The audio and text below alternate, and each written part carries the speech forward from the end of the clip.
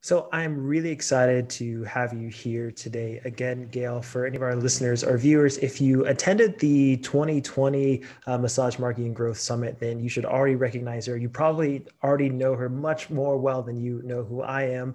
She's been in the industry for a while, been a thought leader and a movement maker, and done a lot of really great things. So for people who maybe haven't heard of you, yes, we've got your bio and your introduction, but just tell us just like a little bit about yourself and what you've got going on these days. Yeah, I'd be happy to. So I've been in the massage industry for 25 years, and it's really all I've ever known, aside from, restaurant jobs and things like that. So I started massage school when I was 19, and I had, just really fun, big ideas about getting done and moving back home and starting my own little business. And when I got home, it wasn't anything like I thought it would be. I thought, I don't know, I guess clients would just appear. So after several years of just doing massage part-time, because I really wasn't getting my business going and working in spas and things like that, I started to really realize what I was missing, and that was a business education and a marketing education. And so that really started me on my journey to learn about business and marketing. And I just that's what it lit me up. That's what I love.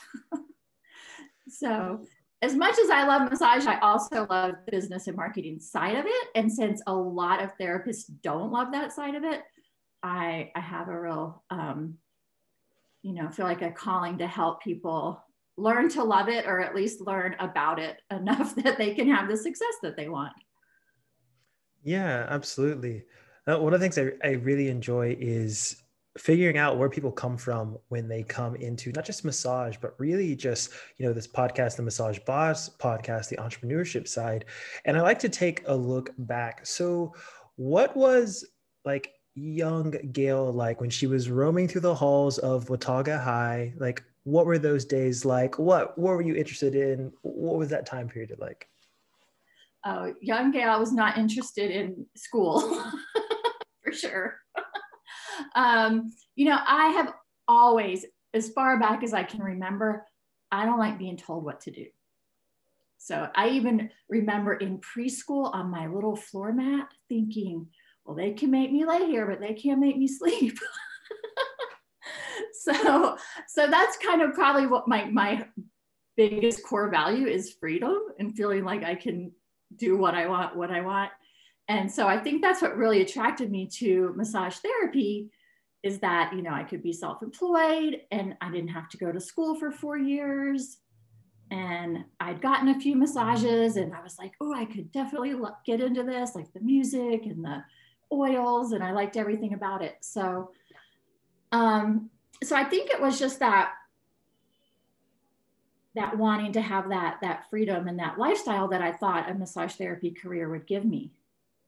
And I actually, I didn't like being told what to do so much that I actually dropped out of high school in my junior year. And I got my GED and I started taking a few college courses, and I was just like, I wasn't inspired until I had the opportunity to get my first massage. And as soon as I got that massage, I was like, that's what I'm going to do. Done, sold.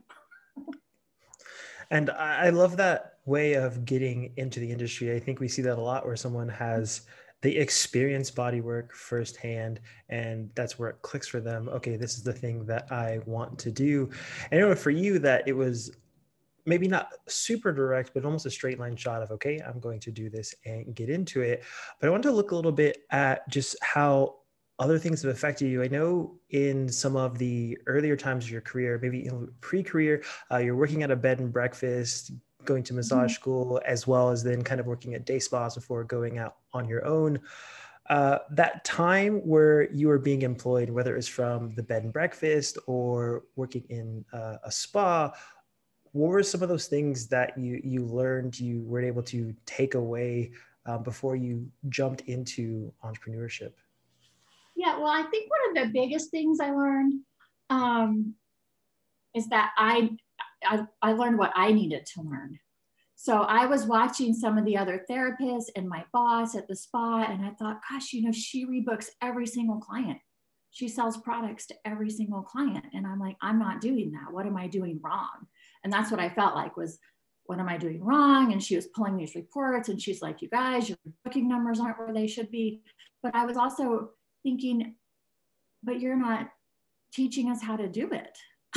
Like I would do it if I knew how. And I've always felt like that. You know, I can be a little stubborn in my thinking, and stuff that, you know, is obvious to other people, you know, just isn't so obvious to me until it clicks in. And then all of a sudden it's like that light bulb goes off. And she was like, I was like, well, Sandy, how do you rebook your clients? Like, I don't know how. And she was kind of blown away by that. Like, this is common sense. What are you talking about? But she goes, you just ask them. And I was like, okay, well, she said, just ask them. So I'm going to give it a try. I started asking every client to rebook. And it just wasn't something I was comfortable doing up until that point. And it was, you know, now after years later, I developed like kind of my way of asking people to rebook and a bit of a better plan. But by just asking, my rebooking rate went up to 25%, which at a spa is really pretty good. So, you know, so that was one of the biggest things I learned at the spa. I also, you know, when you're in that environment, you think that you know all this stuff and that you can go out there and do a better job yourself. You know, because you're thinking, gosh, well, she's making this much money off of every massage that I do. And you don't really have any idea of the overheads and what goes into running a business like that until you've done it. So, so I learned a lot, but there was still so much I didn't know when I went on my own. Mm-hmm. And speaking of, just so we can get a understanding for everyone, can you just describe what your practice was like at its peak? At its peak, we had 6 treatment rooms in a day spa. I had nail services, sauna, facials, massage therapy, couples room, retail area. So it was a pretty big operation. And, you know, when I look back on it, there were so many things that I loved about it. And there were also things, you know, that of course I wish I had known or done differently. So it was almost one of those things where we were very successful in 3 rooms, 5 rooms, and I kept expanding. And you can get to the point where you've kind of created a monster when you just keep expanding and you're not doing it in a way that's really aligned. Because I wasn't thinking about, you know, like my highest value of freedom. Well, the bigger you build a business, the more responsibilities you have. So we got to that peak point and I actually scaled it back. I had 3 shopping center units. And so I gave up my 3rd unit and kind of scaled things back a little bit. Now, it's really easy to look at people and see them kind of like at the top of the mountain. A thing I like to ask everyone is just, what did that first year of running your business look like? What was going on, and kind of how long did it take for you to start to bring in other people? Well, I kind of jumped right in. I was doing house call business on my own. I was advertising locally. And through that local advertising, there was a couple and they were moving away. They were giving up their practice and they invited me to come and look at it. So I ended up taking over their practice. And that was in a shopping center with 3 rooms. So that's kind of where I started. And the area that I'm in is very seasonal. So we started in May when everybody comes up from Florida and they stay for the whole summer. So we had a really great season. And then in November, you know, we had nobody on the books. I was wondering what in the world I was going to do. And that is when I really started. I said, you know what, this is a problem to be solved. And there are people in this town that need massages and I'm going to go find them. And that's when I really started learning about marketing and just doing more and more with marketing. Now, you've been in this industry for a while. You've had an opportunity to sort of sit at the top, not just by virtue of length of being in the industry, but through the impact you've been able to have with helping other massage therapists through your various information, programs, courses, coaching, all of those things. As you look out today, what sort of difficulties do you see massage therapists lately facing time and time again? I think they kind of stay the same. Expecting results from marketing that I feel like are a bit unrealistic. It takes more effort usually than we wish it would, right? There's no magic answer. There's no like thing that's going to make it all click into place. It's, you know, it's planting the seeds and just keeping going. So I see people really still asking me about marketing, and being, I guess, kind of hesitant to send those regular newsletters and do those things consistently that will build their businesses. And I do think that is because of the type of people that our industry attracts. You know, people that want to be in a massage room all day, working one-on-one with their clients and doing that type of work. If we wanted to be marketers, we probably would not be massage therapists. But it goes with the territory if you want to be self-employed. So I do think there are a lot more choices and resources available now, but I think that can add to some confusion. Like there's so many ways to market your business. Which one is going to be best for you? How do you pick? Do you try to do them all? So I think that is something that's kind of a newer problem. And as you went through the journey of your own business, and even now, something I'm really impressed by is that there are not a lot of people in the massage industry, whether they're running their own practice, whether they're like a coach like yourself or have some sort of information product, there aren't a lot of people that are good at marketing, especially because marketing today is online, and the pandemic only exacerbated this idea that everything we need to do is online. How did you start to develop some of these skills and tools and tricks? You know, just by doing it. I've never taken a computer class. I don't even really know how to type. I type with these two, like, four fingers. So just jumping in there and powering through that learning curve. You know, if you want to learn how to do Facebook ads, just realize it's probably going to take a few days. You know, buy a class, learn the stuff. There's trial and error. You know, I got a t-shirt from MailChimp one time because I called their customer support so much. So, you know, but just realize that there will be some obstacles, but if I can do it, I feel like anybody can do it. So, and that's how I look at things. I'm like, you know what? People out there all over are doing these things, and I don't think they're a lot smarter than me. So surely I can do it too. I really like that approach, just being able to figure everything out. I do think that takes almost, if not a different kind of person, just a different way of thinking, which I know is something that's really important to you, especially when it comes to being not just a massage therapist, but wearing the hat of massage therapist and business owner. How has mindset played a role into your own business success and then the success of the other therapists you find yourself working with and coaching?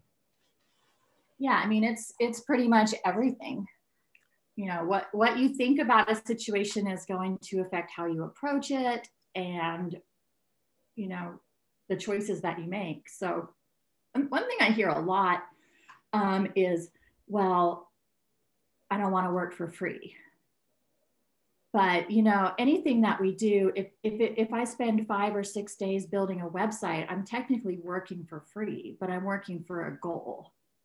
So I don't see any difference between doing that and going out and doing free chair massage if they're both leading you toward your goal. So I just think this idea of what's free and what's worth my time and effort definitely needs to be looked at and revisited. So, and I think that's one of the biggest things that I've done over time is just not worried about, are these things I'm doing going to pay off in this exact particular certain way. I just keep going every day. So yeah, so mindset, it's everything. And we have to motivate ourselves. I mean, like we were just talking about, when things get frustrating and you get bogged down, or, you know, motivation is, what's that quote? There's a Zig Ziglar quote. Motivation doesn't last. It's like showering. So you have to do it every day. You know? Yeah, absolutely. No, I understand. It's something that I can remember. I think a phase in my life of being very highly into motivation, and then kind of the complete opposite side of like, no, it's all discipline. And then finding that sweet spot of, sometimes discipline is just like it's eating your vegetables, and we all know it's good for you. But like the 17th time you see steamed broccoli, you're just like, okay, maybe have a little fun stuff over here. Just helps me keep going, helps me moving forward, and kind of keeps it all together in balance. So I wanted to ask, what are some of the things that you see therapists get stuck with? I'm sure you see, lots of mistakes and things where these hurdles that therapists just kind of run into again and again. Yeah, well, I see people getting stuck, oh gosh, several places, but one of the biggest ones I would say is with what they put on their websites.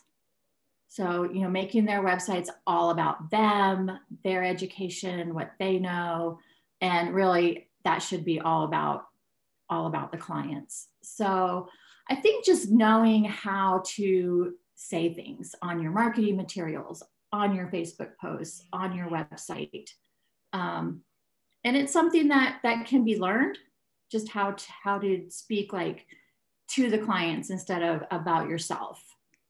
So that's one area. The other area is similar to what we just talked about, but that mindset of looking at things like, you can look at something as a waste of your time, or you can look at it as an opportunity. So again, it's just perspective and mindset.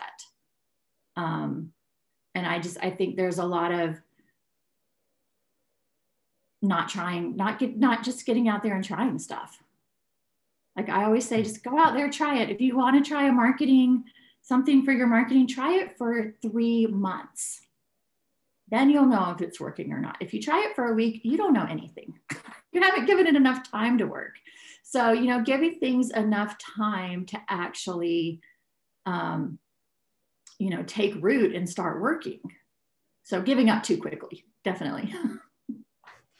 So I want to circle back a little bit and dive deep, because I think some examples will be really useful for the listeners. One of the things you said, especially when it comes to a website, not just talking about yourself, but being able to talk sort of to the client. Can you just give an example or two of what that looks like when someone's writing or reading a website? Yeah, so that would look like, instead of saying, I'm Gael Wood and I treat back pain and neck pain, and I went to school in Virginia Beach, and I would say, do you have back and neck pain? If so, you're in the right place. I can help. And that's going to make them feel immediately like, okay, like people want to know they're in the right place. And you don't want to leave them wondering like, okay, well, you treat back pain. Do you treat my kind of back pain? Like everybody, it's human nature to just have that perspective of, okay, well, what's in it for me? So you want to lead with, what's in it for your clients. If you have maybe a spa, you could put something like, are you looking for a great relaxation experience? Do you just need to get away from it all? Great, you're in the right place. We can help.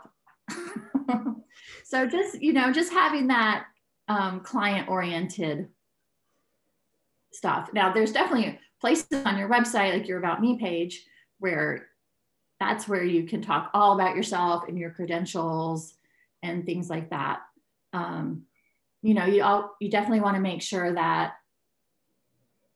since massage is a local business, that people know immediately where you're located, if you're near enough to them for them to even keep going, things like that. Now, one of the things that's always impressed me as I've kind of watched from afar is how you're able to put out offers and have a kind of a constant stream of cycling marketing for your own business. And I think this is a little bit, in some ways, outside the scope of we think about in the Massage Boss podcast, but something I really try to encourage my listeners, my tribe, is to really become students of the craft of marketing, not just looking at massage in that context, but saying who's doing things well, who are doing things in a way, how can you learn from this? How can you apply it? For you, what is your approach to, let's just say, planning, saying, okay, is it a month? Is it a quarter? Here's what I want to get done. And then here's how I figure out what to need to execute on that. Because that's a skill that transfers to any business. Right. And one thing I've always done too is looked outside the massage industry. I'm like, well, look at what the other businesses in your town are doing. People aren't doing things because they don't work. They're doing things because they do work. So, so I was noticing, well, every opportunity to promote these bigger businesses and companies are taking advantage. Like your local Toyota dealership is having a sale every week, whether it's President's Day or something else. So I'm like, well, it must work, right? Or they wouldn't be doing it. A big corporation like that wouldn't be doing it. So I think it's, finding ways to be creative with your promotions so that, so I recommend like maybe doing a monthly special and kind of come up with a theme. And I know when you say special, people start going, hold up, I don't want to do discounts, but you don't have to discount to do something that's special. So it's just kind of having things to talk about all the time. And that does take some planning. So one technique I love is daily idea generating. James Altucher talks about this. And he carries around a little notepad and he comes up with 10 ideas every day for something. And so that's something that I've implemented. And so I'm always brainstorming, what can I do next? What can I do next? So I really don't plan that far ahead, because if I plan too far ahead, being a person who's really into freedom, I'll just rebel against my own self. I'll be like, you can't tell me what to do. So I really just plan a few weeks in advance, but knowing that I always have, an endless stream of ideas. So, and that really just depends on your personality and how you like to do your planning. So, so you mentioned James Altucher. What other resources, people or books or whatever, have you found really helpful for yourself, or do you find yourself recommending a lot to other therapists? Well, I always recommend a couple of copywriting books. So Words That Sell is a great one to help you get started. Cashvertising completely changed the way I look at writing copy anywhere that I need it. And then I feel like with books like that, it's a take what you need and leave the rest situation. Not all of it will apply to the massage industry or your goals of how you want your business to be perceived. But I feel like there's nuggets to learn from pretty much any book or resource out there. So yeah, I read constantly on marketing, time management, things that keep me inspired. I mean, my favorite is probably Wayne Dyer, which isn't business related, but definitely like helps me to stay inspired to keep working and to achieve my goals and do everything that I want to do. So, and one thing that I'm even experimenting on just more recently is I've kind of just put myself on like a 90-day mindset boot camp.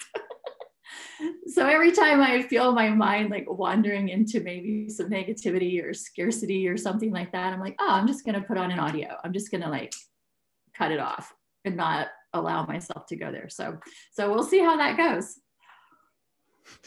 You mentioned a little bit earlier as well of, the local Toyota dealership is always having some sort of sale, some sort of special, whatever is happening, and that more local, more massage business can do this. Another thing that I see is just definitely you're unapologetic about making money.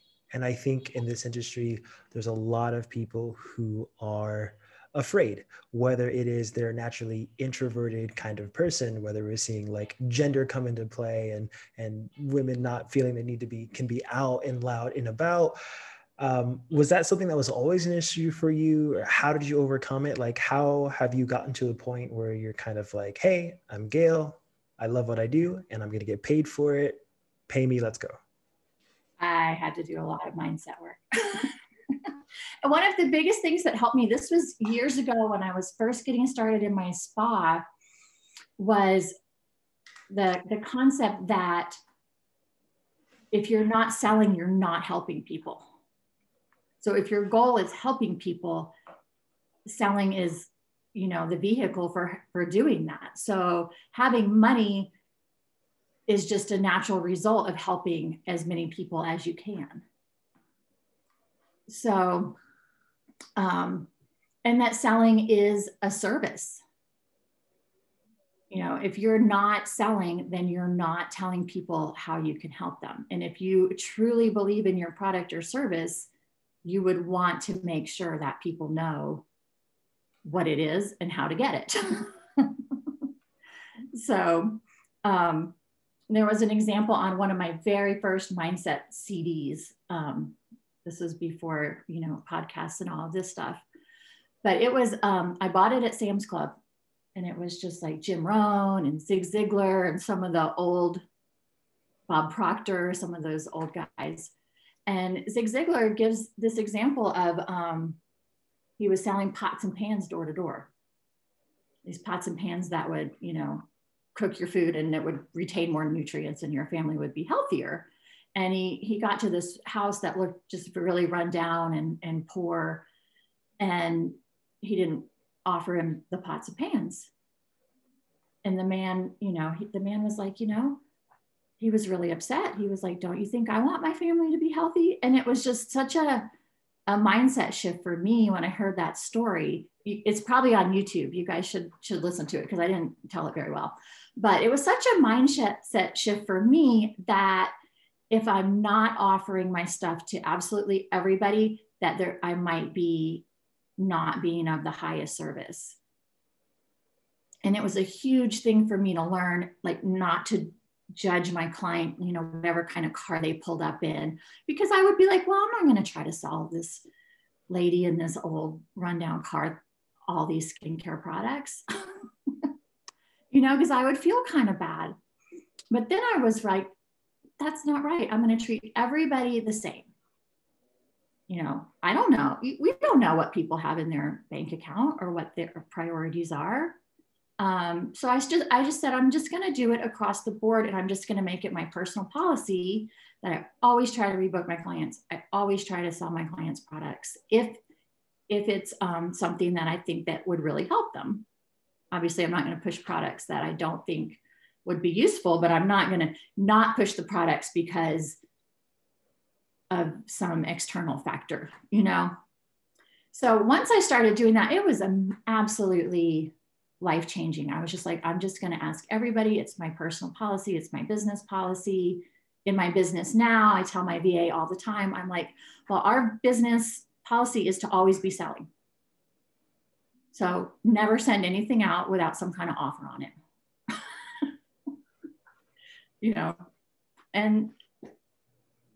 And over time, this is a great story that I love to tell. My best client in my spa was a teacher's assistant. When I ran my numbers at the end of the year, the client that had spent the most in my day spa for the entire year was a teacher's assistant. So we don't know what people's situations are. Her husband had a construction business. They were doing great, but I could have judged her based on her job and not given her the services that she wanted. I could have just blocked that flow. I think that's a really great point. You really don't know what one brings in, and then two, what their priorities are. Mhm. There are lots of people who just like, I know they have, their priorities are completely different. Someone could care the least about their outward appearance, the car they drive, whatever, but are Yeah. ferociously interested in getting out Yeah. of pain, or just they love massage, they love wellness, all these things. You can never know. So I think Right. this has been a really, really fun conversation. I've got a few quick questions. They don't necessarily need to have quick answers. One of the ones I want to ask first, when you were building your private practice, what would you say was the scariest part, or an event that was just you're really worried about? Um, I mean, there were definitely some times when I was like, okay, what, there were scary times when I was like, what am I going to do? How am I going to pay all these bills and pay myself? So I would say that's the scariest thing overall of being an entrepreneur is there's no guarantees. Over time, your income definitely gets more secure. But one of the scariest times I definitely remember, it was that first winter that we were starting out, and our clients had left, and I remember laying on my massage table crying and just being like, how am I going to pay the rent next month? What are we going to do? And that, I gave myself that time to kind of have my little meltdown. And then that was when I was like, well, okay, that's it.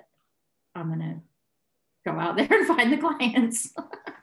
So I did have that breakdown. But once you make a decision like that, things tend to fall into place. I had a client who he runs some of the whitewater rafting companies in the area.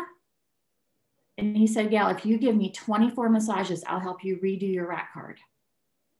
And now a lot of people would be like, well, I don't want to give away 24 free massages.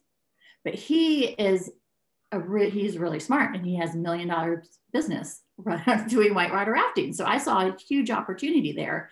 He redid our rack card, and that thing made the phones ring off the hook.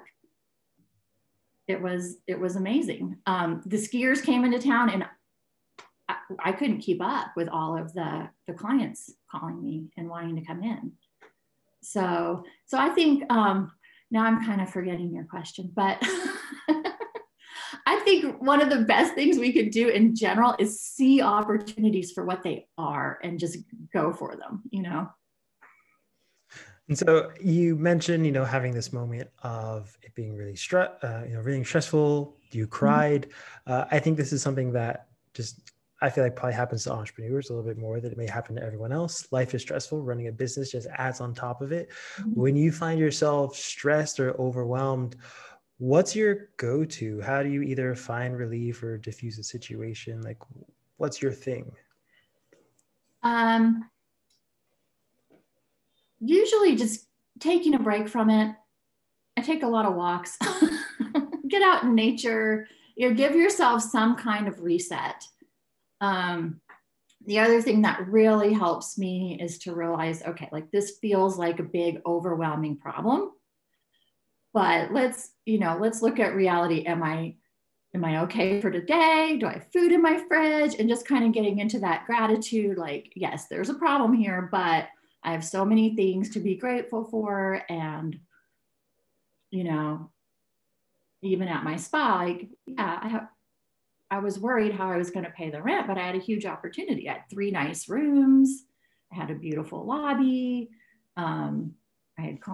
So just, there's always a way to, look at the good in the situation. Sometimes when we're deep in the bad part, it's hard to do that.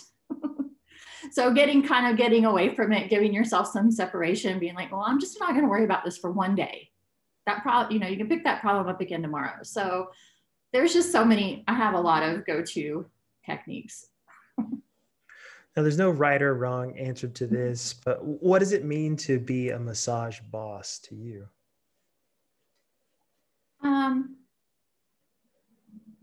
I think it means, to promote the industry in a positive light, and then to help other people as they're getting out of school and coming up in the industry.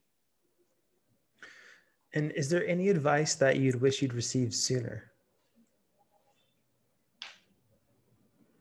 Yes. Learn about business and marketing. And on that other side of the coin, you have the opportunity to send a text message to every massage therapist, or at least every self-employed massage therapist out there. What would your text message say? It would say that your work is needed in this world, and what can you do today to reach more people and help more people. Excellent. This has been a fantastic conversation. Are there any other final words of advice, wisdom, anything you want to impart on our listeners? Just, if you're struggling in business, if you're, having any of these problems, whether you think it's a mindset problem or figuring out a strategy or something, there are a lot of great coaches and mentors out there to help. And, I recommend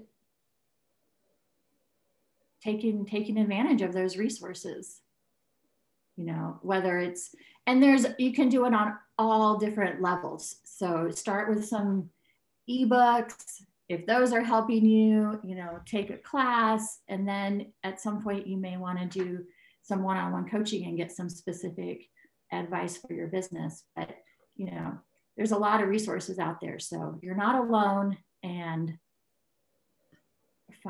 find those resources and from people that are doing what you want to do. So I feel like Facebook groups, don't take advice from people that aren't more successful than you. So thanks for sitting down, having this conversation. If someone wants to connect with you, learn more about you, where's the best place for them to go?